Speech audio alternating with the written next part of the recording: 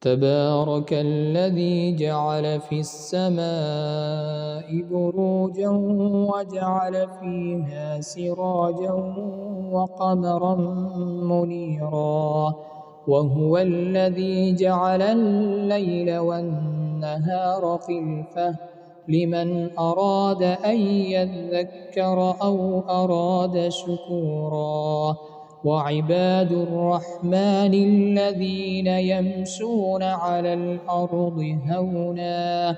وإذا خاطبهم الجاهلون قالوا سلاما والذين يبيتون لربهم سجدا وقياما والذين يقولون ربنا اصرف عنا عذاب جهنم إن عذابها كان غراما إنها ساءت مستقرا ومقاما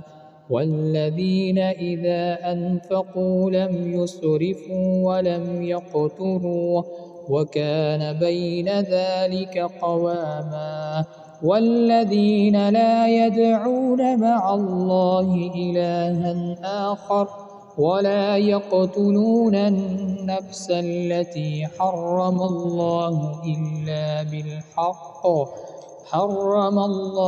إلا بالحق ولا يزنون ومن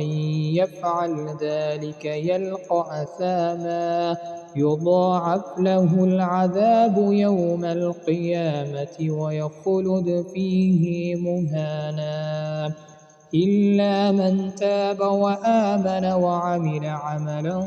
صالحا فأولئك يبدل الله سيئاتهم حسنات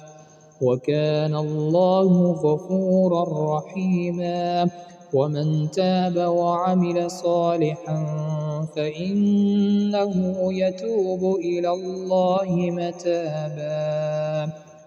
والذين لا يشهدون الزور وإذا مروا باللغو مروا كراما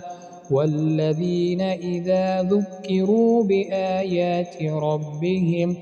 لم يخروا عليها صما وعميانا والذين يقولون ربنا هب لنا من أزواجنا وذرياتنا قرة أعين واجعلنا للمتقين إماما أولئك يجزون الغرفة بما صبروا ويلقون فيها تحية وسلاما خالدين فيها حسنت مستقرا ومقاما قل ما يعبأ بكم ربي لولا دعاؤكم فقد كذبتم فسوف يكون لزاما.